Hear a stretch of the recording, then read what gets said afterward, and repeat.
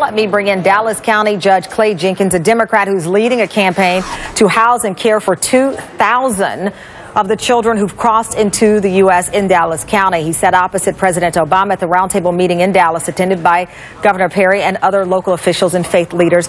Judge, thank you so much for your time.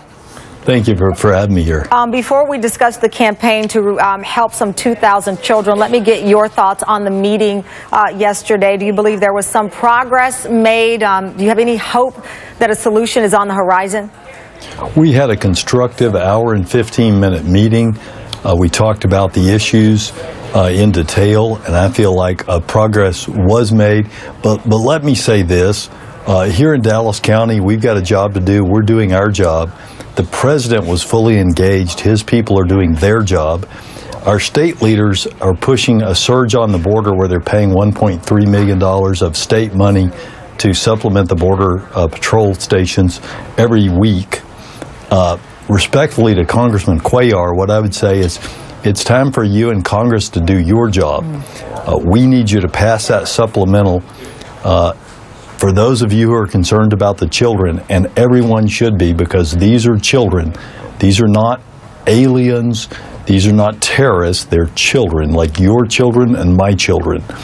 And $1.8 billion of that supplemental goes for having some compassion towards these children. $1.6 billion goes towards better securing our border.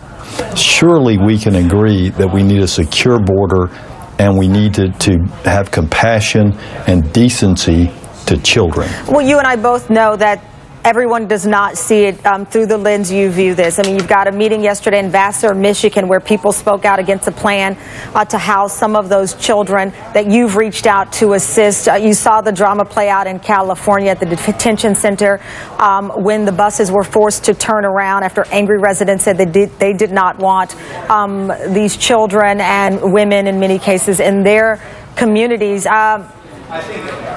I don't want to ask why people process things differently, because there are a million reasons to that. But when you see someone like a Glenn Beck, a conservative hero, and his own audience turning against him, some of them, when he says he wants to reach out to help these children, how do you process that? I think that people need to put their partisan politics aside.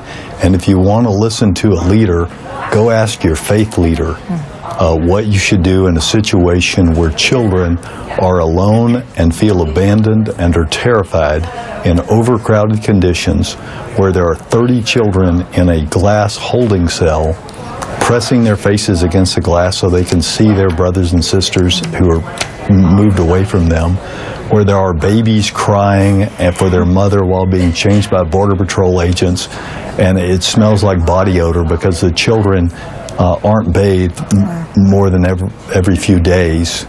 And ask yourself, what's the right thing to do? What does your Bible tell you? What does the words on the Statue of Liberty tell you? What do your American values tell you?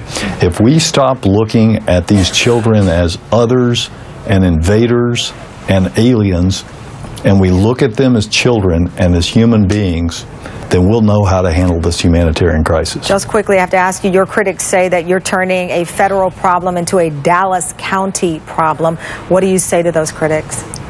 We're stepping up to find facilities for the federal government to provide services at their expense.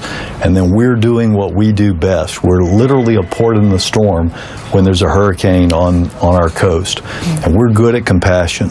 And these children need to be loved. And they need to understand that they're not prisoners, that they're children. We can do that. And I hope that although we can't help all the children, we're going to help some, and perhaps others will step up and help as well.